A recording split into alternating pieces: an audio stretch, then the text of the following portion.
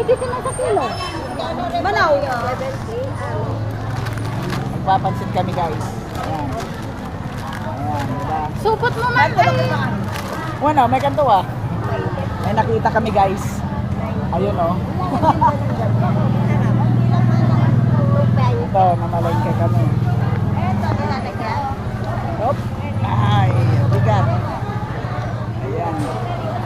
Kasi good for 1 week na namin ito. Mamamili kami ni Mahal. Oo, pwede. Ayan, sayote. Sayote. Ito ang palengke namin dito sa Luna guys. Ayan.